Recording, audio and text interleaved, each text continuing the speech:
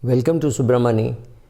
Some of the things which hurt you in life and in investing are overconfidence, ego, pride. All those things. All those things hurt you, right? Uh, how does ego hurt? Ego says, "Oh, I have done this for so long. 40 years का experience है." 40 years experience means nothing, because when facts change, you need different skills. Completely different skills you need to assess a company today than what you needed 20, 30 years ago. Yes, we still look at sustainable cash flow and all those things, but a company which is making games, I have no clue how to assess it. I do not know how to assess Zomato. I do not know whether Zomato is worth buying or not worth buying. The only reason why I have not applied for Zomato is I don't apply for any IPO, because I know that if it's really a good share, you won't get much allotment, and if you get a big allotment, it is normally because it's not a good share.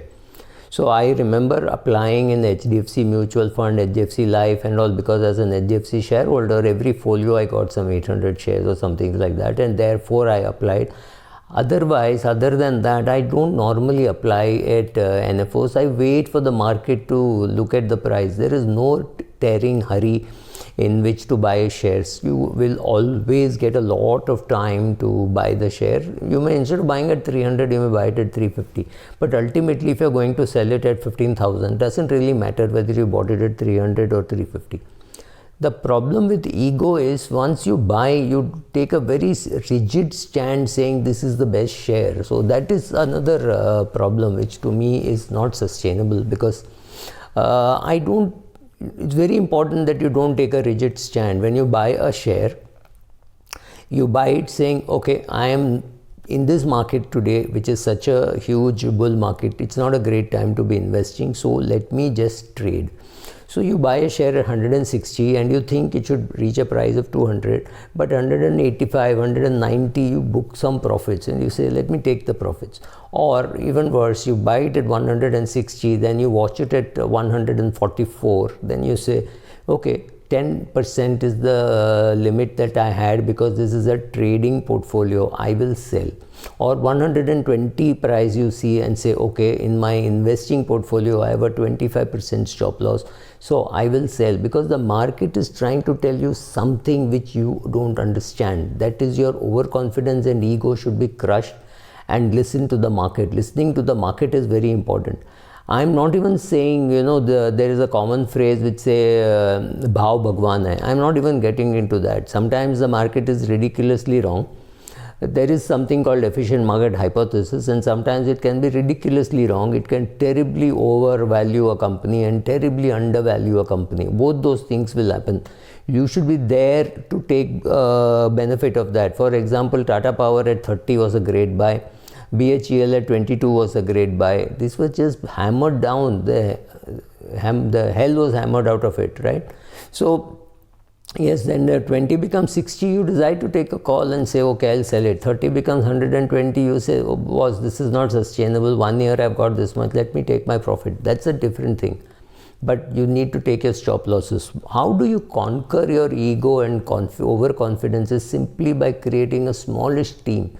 2-3 people, not that sounding them out and say, ye kya lagta hai, what is happening. So I keep saying the Ravana's biggest problem was he didn't have satsang. I have satsang. I have at least 5-6 people whom I can sound out and kill my ego when they say, Subra, this is ridiculously wrong, right? What you are saying is ridiculously wrong. And I feel very happy when somebody says this is ridiculously wrong, because if I am not told that, I will get carried away and lose money.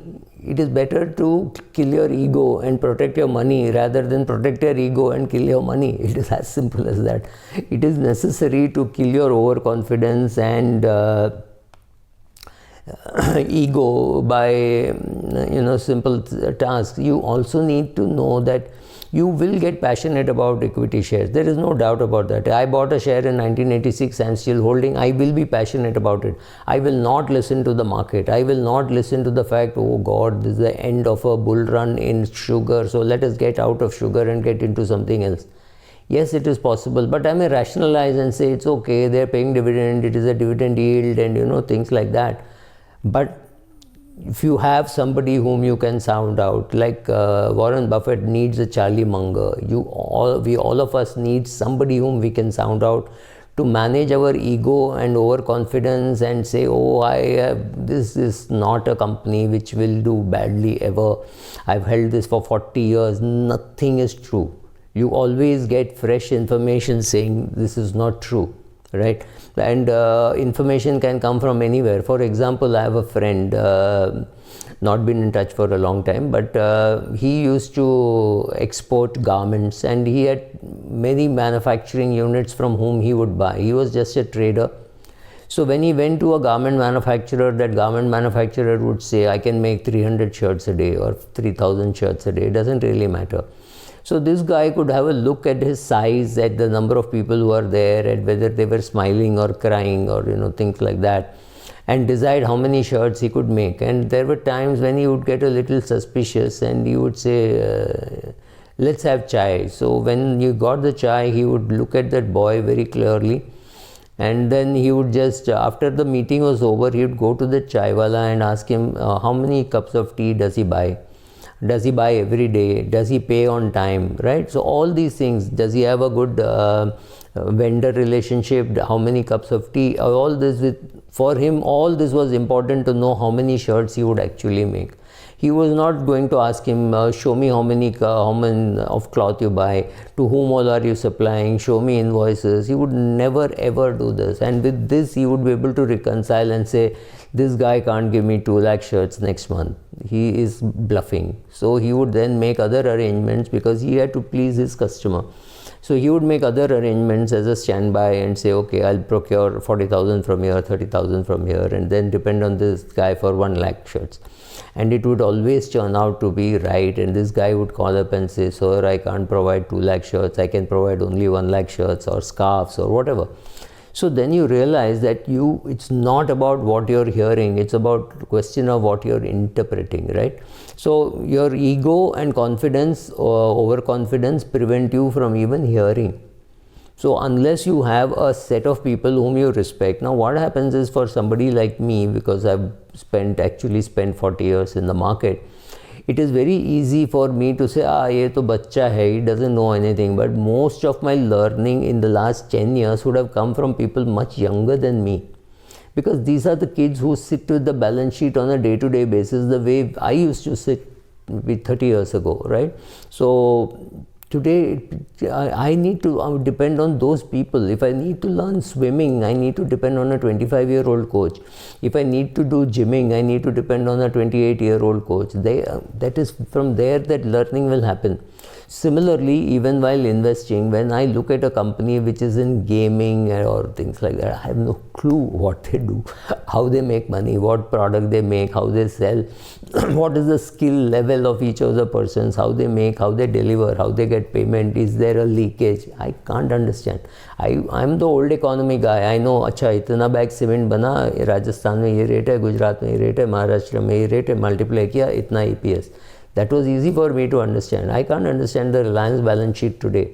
I just can't understand many balance sheets today. I never could have ever understood the Citibank balance sheet, even though I think I'm from the financial service industry, right? It is difficult. So you have to understand that you don't understand. So how do you manage all that? How do you manage to hold on to your ego and your overconfidence? Is first accepting that there will be mistakes, knowing that in the market you will make mistakes. That is step one.